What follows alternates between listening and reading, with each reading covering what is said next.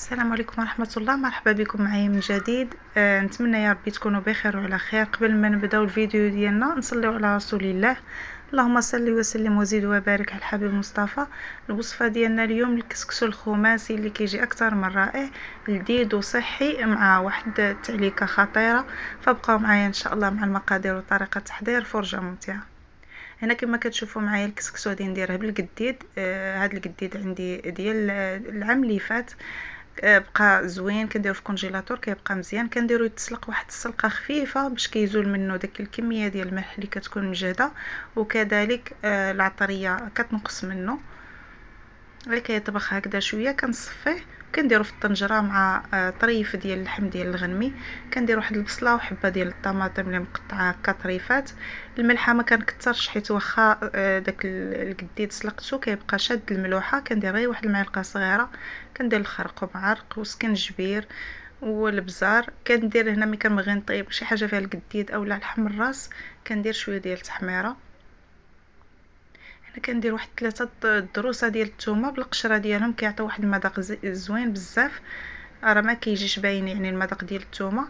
وكندير واحد راس معلقه ديال الكمون ومعلقه كبيره ديال السمن. وكندير شويه زيت الزيتون والزيت العاديه. هنا عندي القديد واللحم كيكون هكذا شويه ميدم، ما كنكثرش الزيت. كندير شويه د الماء وكنردو كيتشحر يعني كيتقلى داك اللحم مع البصيله صافي. وكندير هنايا الحمص والخضره اللي كتشد لي الطياب. غادي نضيف هنايا غير ليشو واللفت، هادو اللي كيشدوا لي الطياب. ما باقي الخضر يعني كنضيفهم مع بعضياتهم.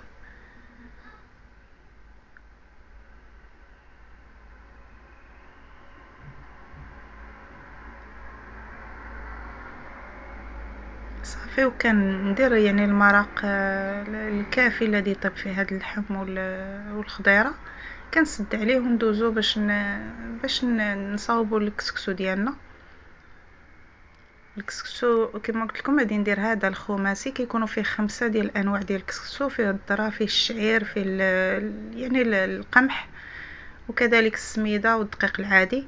لذيذ بزاف ودغيا كيوجد. يعني الفوره الاولى كيبان لك راه طاب، دغيا 2 الفورات راه كيكون واجد.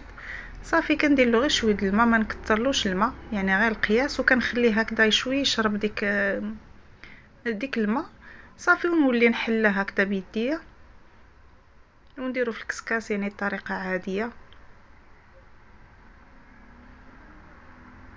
كيجي لذيذ بزاف، كيجي معلق وصحي. يعني راه فيه المكونات صحيه كما قلت لكم. هنا من بعد ما شرب كنحلو هكذا بيديا شويه. كنديرو في الكسكاس. انا ندير غير الكسكاس ديال الكوكوط يعني عملي دغيا كيسربيني. كنرده يدير الفوره الاولى كما قلت لكم. راه هاد الكسكسو ديجا مفور، يعني راه ديجا داك المكونات اللي فيه كاملين مفورين. كندير له 2 الفورات فقط وما نعطيوهش الماء من الدقه الاولى باش ما يتعجنش.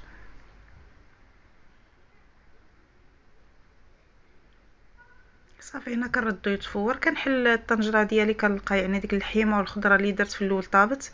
دابا كندير الخضره كامله دقه واحده.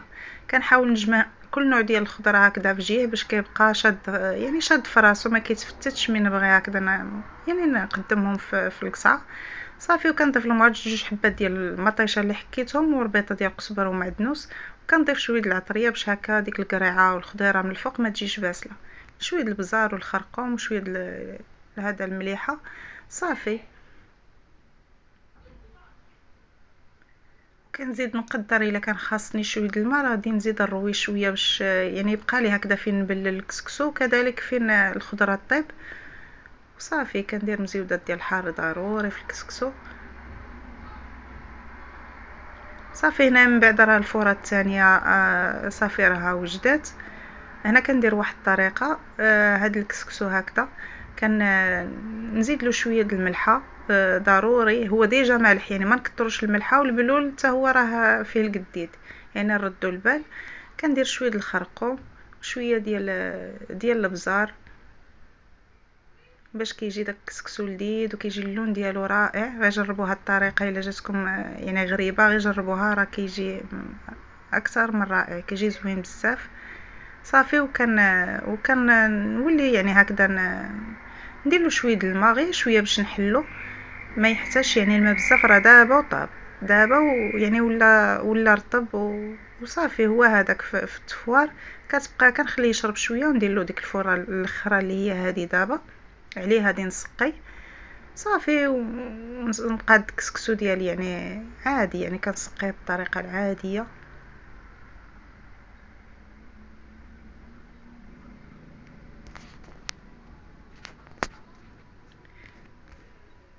هنا البلول حتى هو كيجي معلك، كيجي لذيذ. البلول ديال القديد بوحدو كيجي لذيذ يعني معتبر.